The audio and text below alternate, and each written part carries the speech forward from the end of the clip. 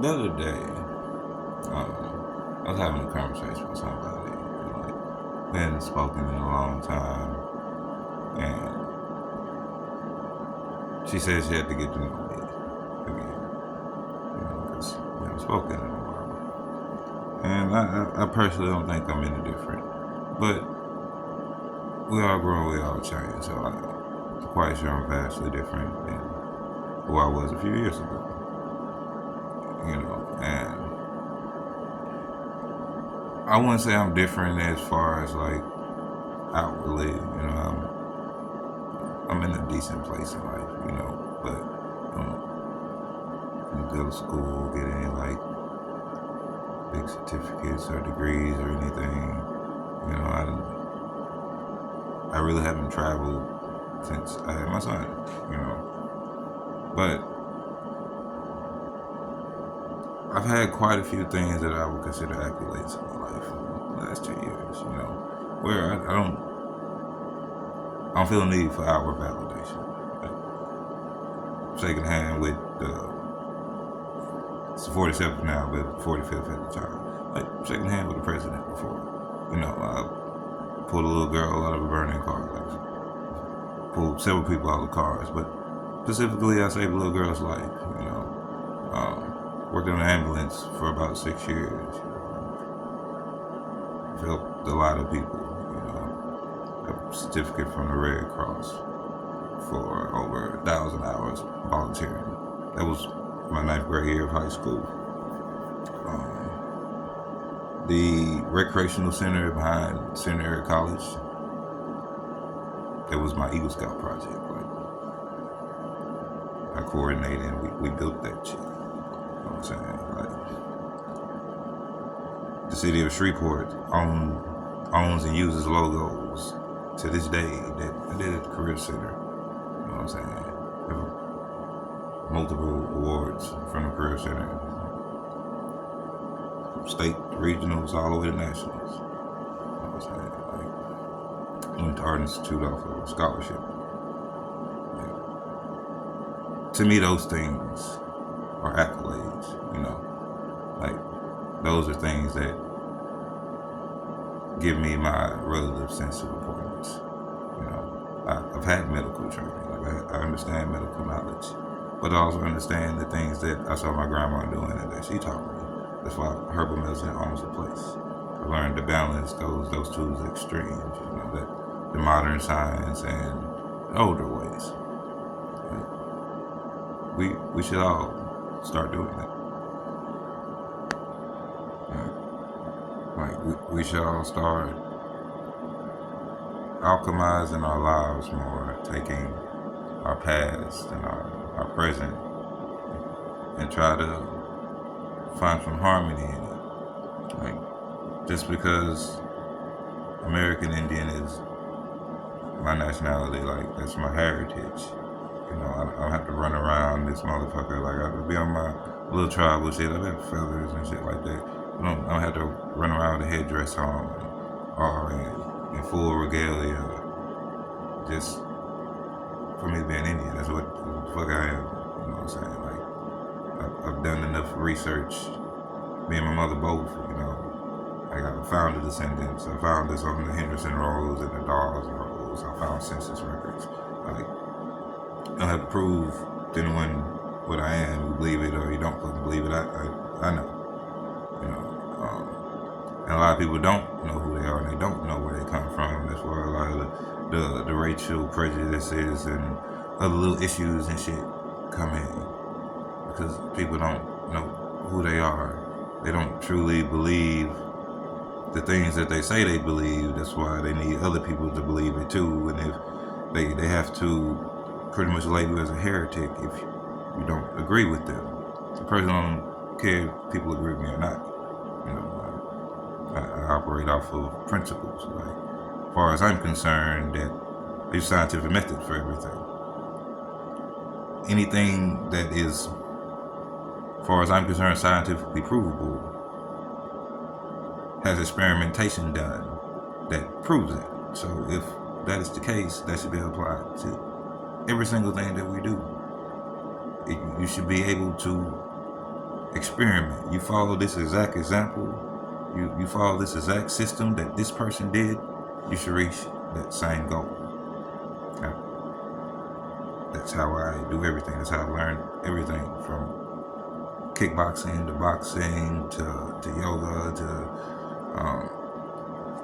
herbal medicine, everything. Like, I found someone that understood what they were doing, and I studied them.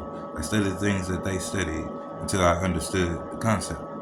Like, that's how I still learn most things. Like, experience. If insanity is doing the same thing over and over, expecting different results, the opposite is also true. You know what I'm saying? Like, if you continuously do the same thing over and over, you should get the same results. That's science to me. Just because someone in a suit or in a lab coat tells me this is the definite truth, that doesn't mean I believe it. I don't know this person. I know their credibility. I don't care about your certificate or what college you went. I don't care about any of that shit. Can you do it? If you can do it, cool. How do you do it? Prove it. That's my proof for me. Show me how to do it so I can go validate myself, type shit. Show me the numbers and I can go run them bitches myself. Trust me. You know what I'm saying? Most High gave us a heart. Our heart has discernment.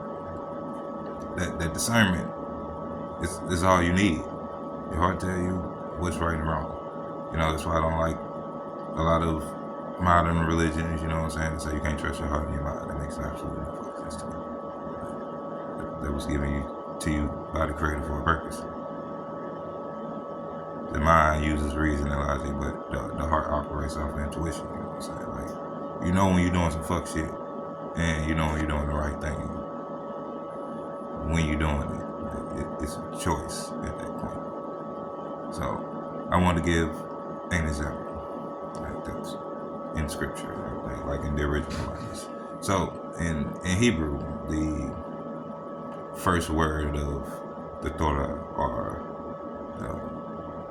the Old Testament for Western society, is Bereshit, which means in the beginning, roughly translated. Alright. The last word in the Torah is Israel. Alright. The last letter in Israel is Lamed. And the first letter in Bereshit is Bet, B, and L. If you take the B and L from the first and the last letter of the Bible, battle, that means heart. And the spiritual teaching behind that is that the entirety of the Torah, the entirety of the Old Testament, is written on your heart. Right? Yeah, these are words supposedly from teachings that originate and were inspired by the Creator, but all of the stuff in that book is supposed to be written on your heart.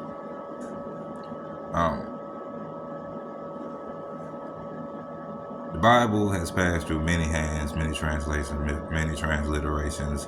Everyone's had their own little spin on it, you know, and it's a great reference point. But it's a reference point to back up what's already in your spirit, not your spirit being defined by ink on the page. In the beginning, there wasn't books and pages. You know, before that was scrolls and other things, but before that it was oral teachings, mouth to ear. And I think we need to understand the difference between these man-made concepts in the old ways, but not to get away from them, because man-made concept, innovation has its place. Tradition has its place. People tend to polarize and go one way or the other. We gotta bring the two ends into one. That's the only way we could logically move forward at this point. You know what I'm saying? Understand who you are. Understand where you're going. And usually there is no reason to run into anyone else once you understand the path you're taking. And you don't have to argue with anyone else about who you are and what you believe when you're standing on your square. You feel you're affirming your faith. You don't need anyone to believe what you believe. You don't need anyone to agree. You don't need approval. You know what I'm saying? For me, I'm not a believing person. Either I know it's true or I don't. I'd rather just say I don't know. Like my spiritual tradition is something that I know. It's something I practice. Something that I do. You know what I'm saying? Like I can say it's Judaism, like, cause I follow the Old Testament, but I wouldn't call myself. I don't follow that religion type shit. You know what I'm saying? I follow good ideas, good advice. I am a follower of the teachings of Yeshua. You know what I'm saying? I guess Jesus Christ or whatever. Like, but I'm gonna worship Jesus. You know what I'm saying? Like, Jesus never said worship him. Like, I understand people say this is what Paul said, this is what John said, but the actual teachings of Yeshua, he never once says to turn your worship towards him. He says turn your worship towards the Father. You know what I'm saying?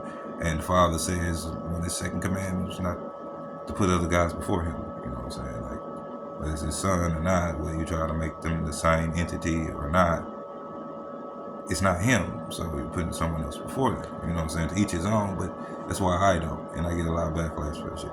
I don't really give a fuck. But you get my point. We all have choices, but we know what choices are right for us. You know what I'm saying? A lot of times we take choices that we don't quite feel is right to us in order to either appease or to get people to take our side. Not a herd mentality person who fuck with nobody else's story. I don't care about what I'm doing. Because when the curtains close, you know what I'm saying, I'm the only person that's answer for what I've done. You know what I'm saying?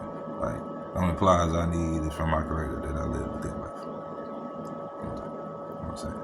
I can live that bitch hated. I can live it with no one liking me. You know what I'm saying? I can live alone, solitude, whatever's necessary. You know what I'm saying? I move what my spirit tells me to move. You know what I'm saying? I deal with what my spirit tells me to deal with. I have a very good relationship with my deity type shit. And I think a lot of people don't. You know what I'm saying? Like, I follow those laws and commandments because they make sense to me. They have scientific backing. I understand pork is bad for you because it's been proven that shit fucks you up. How they knew that 6,000 or however long they choose to say it is, who fucking knows? But motherfucking makes sense type shit. It's a lot of laws in Vayikra or Leviticus type shit. Just makes sense type shit. Like, your semen is your life force. You're technically forbidden to release semen without it being used for the procreation of a child. If it depletes you to release it, and technically every time you release it is a potential person, it's a sacred thing. You're not supposed to. And it's only considered fornication if you release it without the intent of making a child. Not stop you from any type of sexual relation.